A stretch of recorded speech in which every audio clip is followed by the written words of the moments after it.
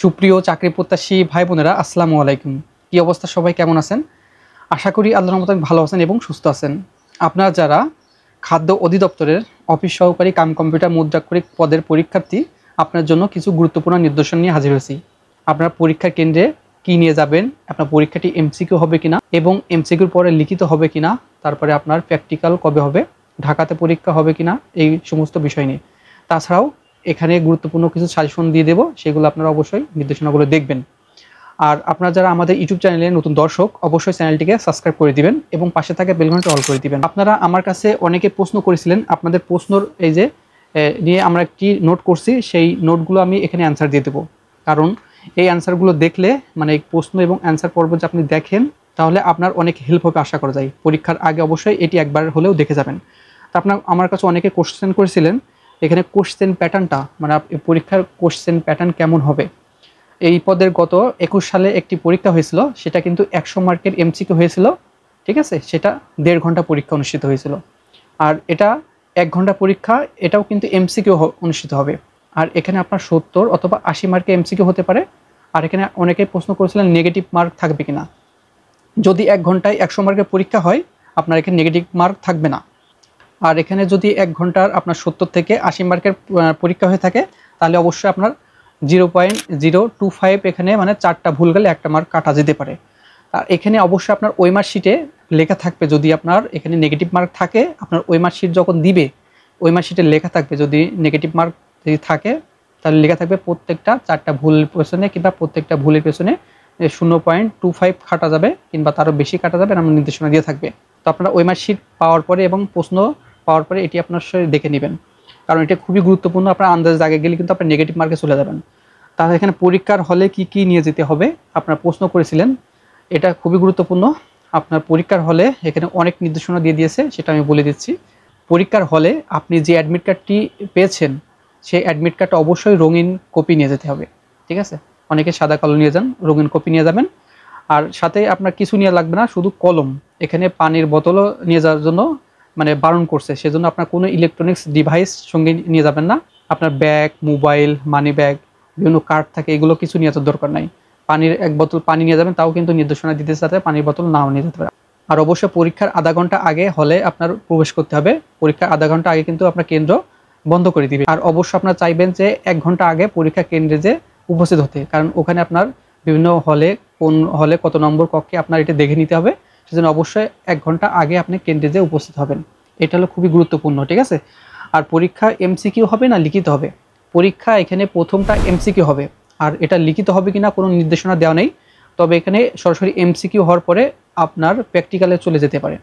এখানে লিখিতের জন্য কোনো নির্দেশনা দেওয়া নেই। আর পরবর্তী যদি লিখিতের জন্য কোনো নির্দেশনা দিয়ে থাকে, তাহলে আমাদের ইউটিউব চ্যানেলে এই নির্দেশনাগুলো দিয়ে দেবো, কী কী পড়বেন।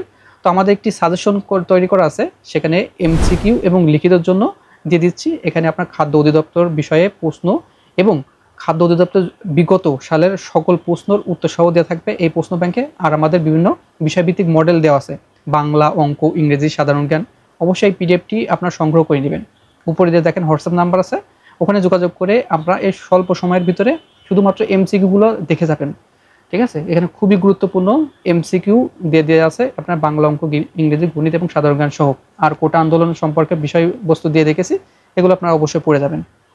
আর এগুলো কালেকশন করার নিয়ম হচ্ছে, উপরে দিয়ে হোয়াটসঅ্যাপ নাম্বার আছে, ওখানে যোগাযোগ করে এটি কালেকশন করে এখনই পড়তে পারেন। আর এখানে আপনার লিখিত হবে কিনা বলে দিয়েছি, টাইপ হবে কিনা। অবশ্যই এটি আপনার এমসিকিউ পাস করার পরে আপনার যদি লিখিত না হয়, অবশ্যই আপনার টাইপ নিবে। আপনার 21 সালেও কিন্তু টাইপ নিয়েছিল, সেই 21 সালের প্রশ্ন কিন্তু আমার কাছে আছে, আপনি দিয়ে দেবো। আপনারা যারা আমার কাছে পিডিএফ নেবেন, 21 সালে যে কি টাইপ নিয়েছিল সেই বাংলা এবং ইংরেজি, সেগুলো আমি প্রশ্ন আপনার দিয়ে দেবো, আপনারা দেখে নেবেন।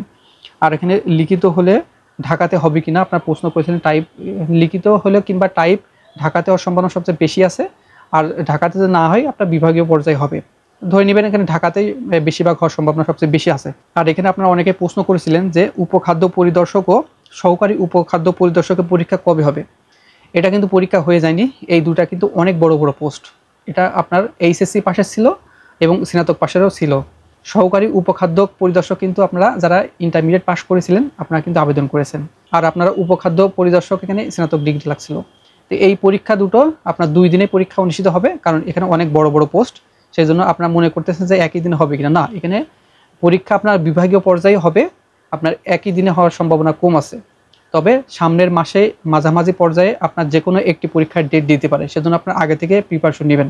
এটার প্রিপারেশন নিচ্ছেন অবশ্যই, সামনের যে আবেদন করা আছে আপনার সেইগুলোর জন্য প্রিপারেশন নেবেন। অন্য পদে পরীক্ষা কোথায় হবে? অন্য পদে পরীক্ষা হচ্ছে আপনার বিভাগীয় পর্যায়ে হওয়ার সম্ভাবনা সবচেয়ে বেশি। পোস্টিং কোথায় হয় এই পদের? এই পদের পোস্টিং হচ্ছে আপনার নিজ উপজেলা অথবা জেলা শহরে।